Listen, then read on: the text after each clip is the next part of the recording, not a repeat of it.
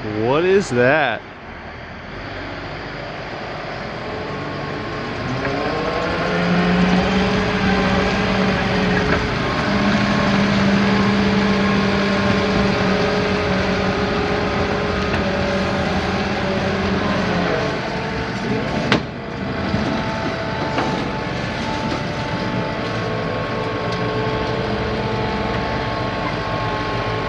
New skiddy steer. If you can't read it, it's a Takeuchi TL12 V2. Here is our brand new 2019 Takeuchi TL12 V2. The V2 stands for vertical lift. This one will actually reach higher for like loading a dump truck than the previous machine will. It's a stout machine. It is a very big machine. It's got the full cab on it and everything. Weighs in, the specs show like 13,190 pounds, I think.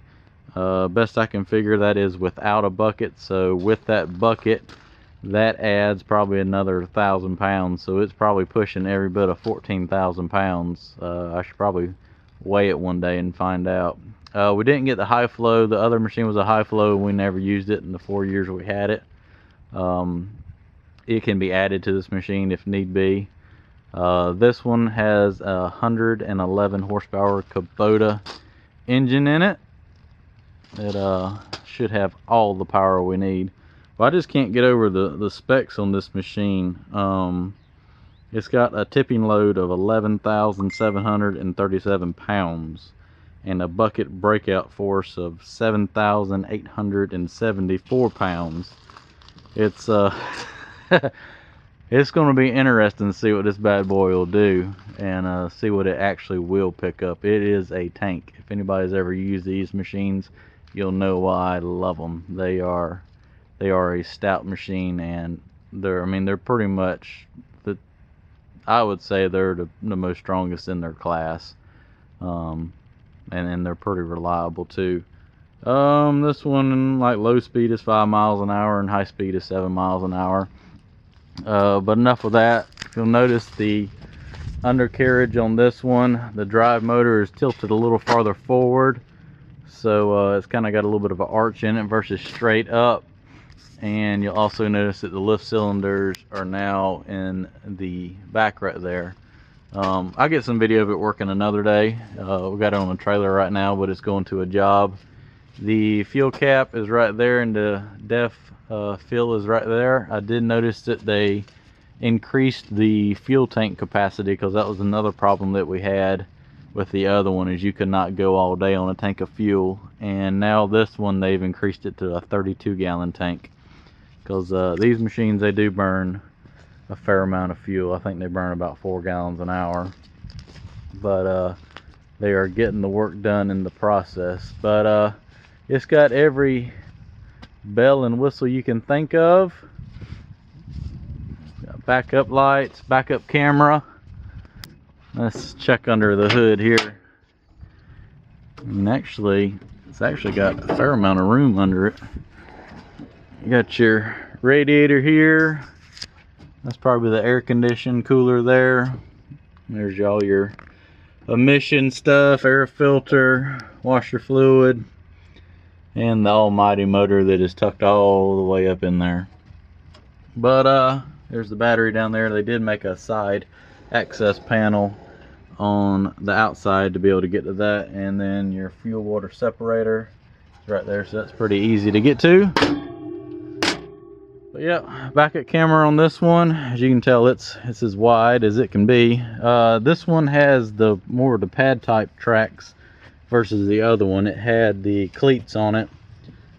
Here's ended up getting the, I think it's ride control or load control or whatever it is. It's supposed to be a shock absorber for the bucket. So we have a lot of projects where we have to tote material a long ways, and hopefully that'll help with the ride a little bit better, kind of shock absorbing the loader arms.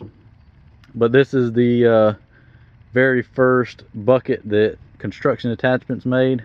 I'll take the binders off here in a second, but this is their very first one, because we kept having a problem with the other ones wearing the bottom out, and I'll show you how they kind of beefed those up a little bit. It's got the hydraulic quick connect on it. All your hoses are right there. One thing I love about these machines is the roll-up door. I hate a door that flings out, because I like to run the machine a lot of times with the door open, and you can't do that with another machine because you'll rip it off with the loader arms. But up here you got your radio, heat and air, and you got your quick attach right here, open, lock. I got to look in the book. It's actually the second time I've sat in this machine, so I gotta look at all those, but those look like all your flows for your auxiliaries. And then you got your screen over here, eco mode, your washers and your lights, and then the the particulate burn off, whatever the hell it's called. And then you got your hydraulic lock right here. To evidently every time you get in here, you just got to push that right there to activate the hydraulics on it. But it's got a nice digital screen on it now. So you can see the fuel level is full, and that is your def level. So it's full too. Let's see what else we got. Oh, the camera. Oh, you got to push that button. And then you can now see behind you. But it is definitely quieter than the previous one. It sounded like, we'll give her a little go-go juice, but it sounded like a giant shop vac when it was running. I don't know why, but the emission stuff on it, God, it was loud. You could not hear standing behind it. It was deafening. So that's not bad at all.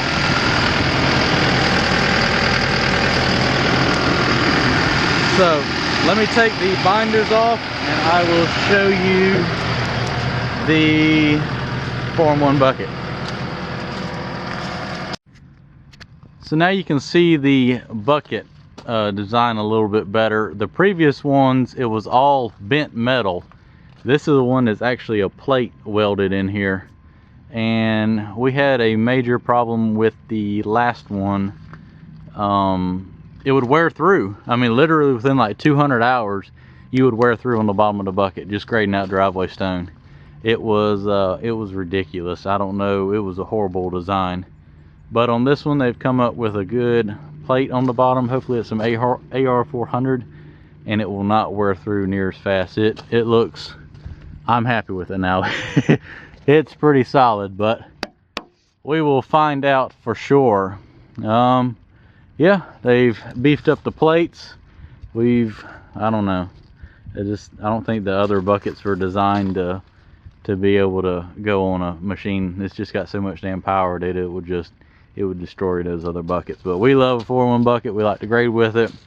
This one being a flat, I hope it grades as good. The other one had kind of like a groove in here, and it kind of let you back drag your stone a little bit better. So we'll see on that one. Hopefully it'll work as good.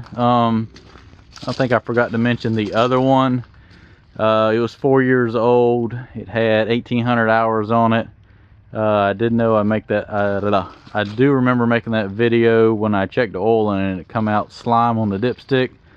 That ended up being, it's hard to believe, but condensation in the dipstick, I guess, tube, because they changed the oil in it and did an oil sample and it come back fine and dandy. So I don't know, that was just a little leery on my part. And the machine it went into limp mode, and somehow the wiring harness went bad. So that was going to be a costly repair, and it was kind of at that time we really depend on having one of these machines, and it just worked out for the best just to go ahead and get a new one and carry on with it. So we're taking it to a job first thing in the morning, and I'm sure Tim will be on it, and I'll get some videos of it.